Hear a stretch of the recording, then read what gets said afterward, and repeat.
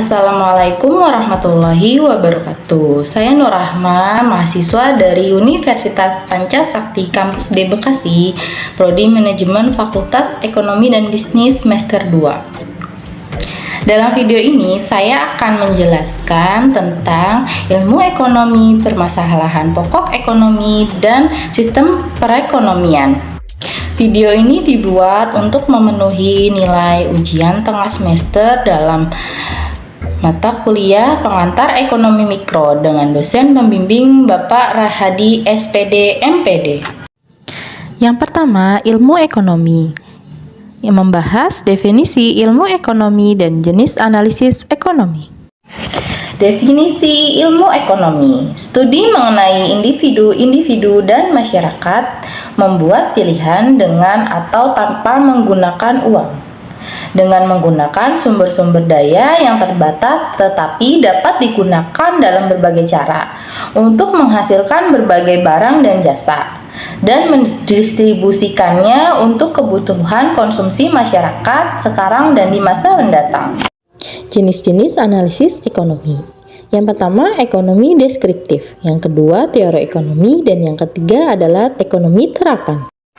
Ekonomi deskriptif, yaitu analisis ekonomi yang menggambarkan keadaan yang sebenarnya terjadi dalam perekonomian. Teori ekonomi, pandangan-pandangan yang menggambarkan sifat hubungan yang terjadi dalam kegiatan ekonomi dan ramalan tentang peristiwa yang terjadi apabila suatu keadaan yang mempengaruhi mengalami perubahan. Ekonomi terapan atau ekonomi kebijakan, cabang ilmu ekonomi yang menelaah tentang kebijakan yang perlu dilaksanakan untuk mengatasi masalah-masalah ekonomi. Pembahasan yang kedua, masalah pokok perekonomian. Menjelaskan pengertian persoalan ekonomi, pengertian kegiatan ekonomi, wujud masalah pokok perekonomian, dan pengertian kebutuhan masyarakat. Persoalan ekonomi.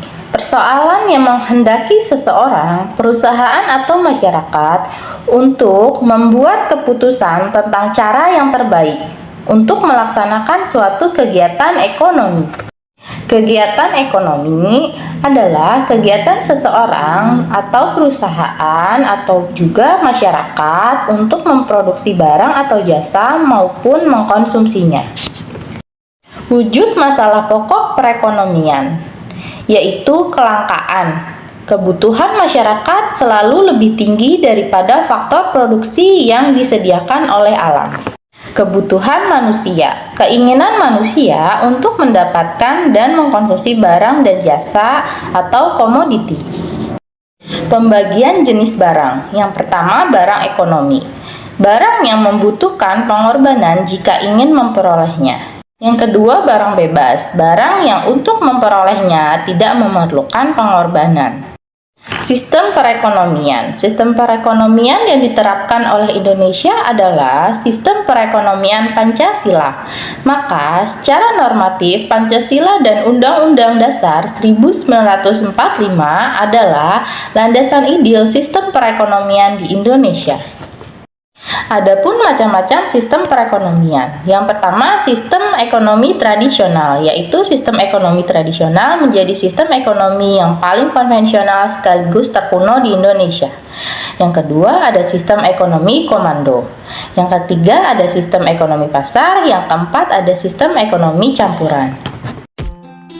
Terima kasih, semoga video ini bisa bermanfaat untuk kita semua. Wassalamualaikum warahmatullahi wabarakatuh. Thank you for watching.